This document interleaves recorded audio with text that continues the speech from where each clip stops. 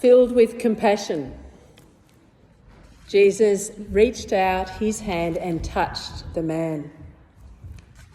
This is the last Sunday of Epiphany, and we meet Jesus and we encounter his deep, deep love for people, and particularly for people who others might turn away from and keep clear of.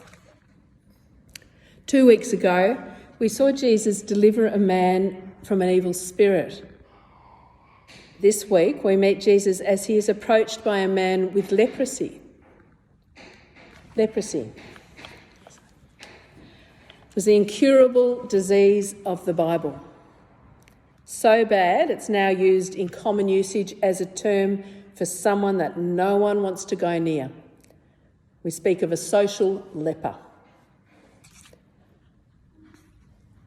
As a student, I worked in a hospital in Zaire, which is now the Democratic Republic of the Congo, and the leper colony was well away from the hospital. The people of the colony had missing toes and fingers and often hands and feet because their nerves had been so diseased by leprosy that they couldn't feel the heat of fire or they couldn't feel ill-fitting shoes. And so parts of their body were lost. Horrible disease.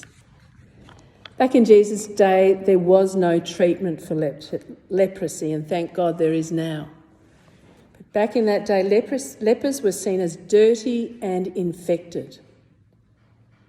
And even if their disease wasn't so obvious, they were required to wear torn clothes, let their hair be unkempt, cover the lower part of their face.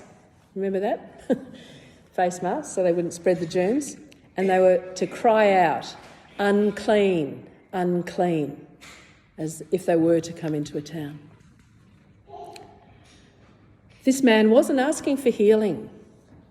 He felt dirty and rejected, and he asked Jesus to make him clean, to be cleansed, and Jesus was willing. He took the man's dirty, infected hand and said, I am willing to cleanse you. Be clean.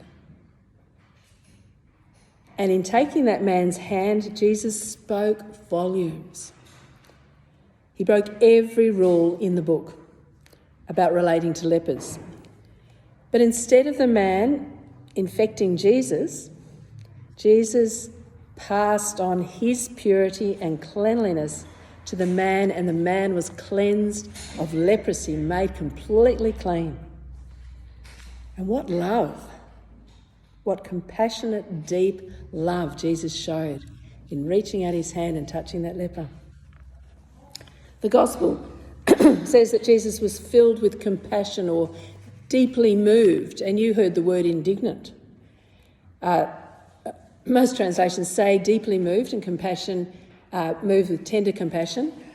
And Jesus reached and touched the skin of the leper and told him, of course I want you to be healed, so now be cleansed. So that's what Jesus did with compassion. But the one you heard was actually the word indignant. I think it's on the next slide. Jesus was indignant. He reached out his hand and touched the man. I am willing, he said, be clean. As we know, we receive the Bible in its translated form, and this word for compassion or indignant means incredibly deep feeling from deep within. And so in this old translation, the indignant with anger, there's these strong, strong feelings which may have come straight from the heart of God. In the book of Judges, it actually says that God became indignant over the misery of Israel. God gets very angry when he sees suffering and pain. God hates illness and disease and the misery that it causes as much as we do. It makes him angry, it makes him indignant. Why should people suffer like this? Jesus is filled with that same deep compassion when he sees this man so rejected, and this deep anger that this man has to suffer so much. He's probably way outside the normal circles of people. So he's suffering not just from his disease, but he's suffering from that rejection by society, and that makes Jesus indignant, that this man should suffer so much misery. So Jesus loves this man. So I wonder where Jesus, how he managed to have such deep, deep love for people. Especially for such dirty, dishevelled people who were perfect strangers, we think, but no one is a perfect stranger to Jesus. Jesus knew this man. He knows every one of us deeply in our very being. If he walked in here, he could tell you what you were doing last night, yesterday. He did that when he called his disciples, "I saw you under the fig tree." Jesus knows us so well. And he knew this leper, and he knew this man needed cleansing. I wonder where the love comes from. Where does the love of Jesus come from? We'll come back to that later. Back in the story, Jesus demonstrated his love by touching and cleansing the man. But then he tells the man not to tell anyone, but to go straight, to show himself to the priest. So Jesus wanted this man to be fully integrated back into society, to be back amongst people. That's a place where we find our belonging, isn't it? These people had rejected him, the society. They'd been told to in their law books, send the leper away, make him cry unclean. But Jesus wanted this man fully integrated back in society, and that is healing. Total healing is physical and personal and social. Total healing often needs a team of people to bring it about. Teamwork in healing of needy people is often very needed to help integrate people back into community. You can't just have one person saying, "I'll get you well, go home." It's a team of people saying, "You'll become well, you'll now step out, be in community, that you will now belong." And so Jesus was sending this leper to the priest, and by doing that, the priest would declare the man clean, and the man would be accepted back into society and a place of belonging and care and support. But we're not sure if the man even did that, if he even went back to the priest. He was a bit excited, and so he went and talked freely and spread the news about Jesus. He went out, began to talk freely, spread the news. But as a result, Jesus could no longer enter a town openly, but stayed outside in lonely places. Yet the people still came to him from everywhere. On one level, it might have annoyed Jesus that his mission didn't spread as rapidly as it could have. He couldn't go to those towns now. He was hampered by the fact that this man had actually attracted all the wrong sort of attention to Jesus. There'd be people out there looking for miracles, not looking for a relationship with God. So that's what Jesus was hampered from going into those towns now. Might have been a bit annoyed. Maybe his mission wouldn't happen as quickly. But on another level, I saw that there was the hand of God the Father in what happened. Because he cared for his son and he sent him to lonely places, because these were the places that Jesus now needed to be. And they were actually the places that Jesus loved and longed for, the lonely places. Because this was where his deep love for others came from, by experiencing in these lonely places the deep love of God. We read about this all the time in the Gospels, don't we? This is actually from earlier in Mark's Gospel, that Jesus went out and departed from a very busy day to a solitary place, and there he prayed. The next one shows other Gospels that talk about Jesus often withdrew to lonely places and prayed. That's in Luke's Gospel. This is a pattern of Jesus' life. And the next one says, he even encourages his disciples, "Come aside by yourselves to a deserted place and rest a while." So we're encouraged also to come to lonely, deserted places with Jesus. And Matthew also says, after the crowds dispersed, Jesus went up into the hills to pray, and as night fell, he was there praying alone with God. That was his place of strength. That was where his love was coming from. These lonely places with his Father, who loved him so much. And they were the places that Jesus loved. The people did still come to him from everywhere, but at least he now had opportunity to fill his tired and weary soul. And we need this too. I know how I need the balance of ebb and flow in my life. Busy days where ministry flows and preparation is needed, to needing to ebb when I'm drained and I need to be filled with time resting in the presence of God. And I love lonely places. Next slide shows one of the places I love most. As you know, Sandy Point is my home, and I know that when I go there, I can sit for long periods just gazing at the rolling surf. It's like God is gently calming my soul as I watch that. And more recently, I've rediscovered the quiet salt marshes of Shallow Inlet. And I've absorbed God's peace as I watch the black swans glide across the water. We don't need words. We sometimes just need space to be with God. And he will fill us. Jesus gives us that beautifully balanced way of living, doesn't he? With action and reflection. With ebb and flow. Jesus needed his time with the Father in lonely places.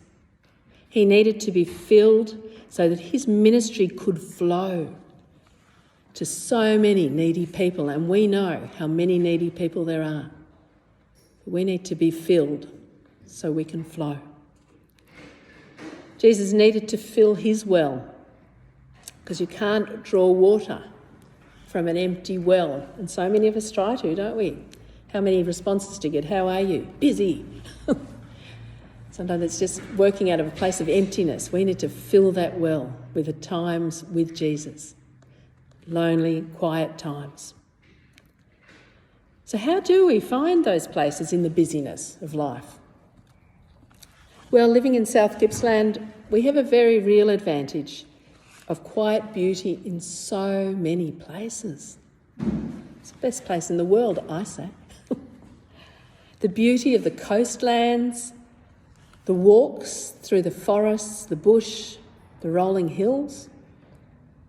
There's so many beautiful places. We don't need to look or go far to be in a place, to be close to God. And then there's places where we intentionally sit in our relationship with God. And we have a prayer garden at Poowong, which a lot of you probably don't even realise. It's a bench that sits and looks out on the community garden. It has a tree from the Anglican Communion Forest, an olive tree planted in front of it. It's a quiet place a lot of the time. A prayer garden we have as a parish. And when this church is opened, and we should look at opening it again, we keep saying that, but if any one of you would like to say, yes, Fran, let's do it, let's do it. Because I know of a lot of people in town over the years who've said, I've so valued having this space to come into in a day when I've been in court, in a day when I've had a busy day at school. People value places which are quiet.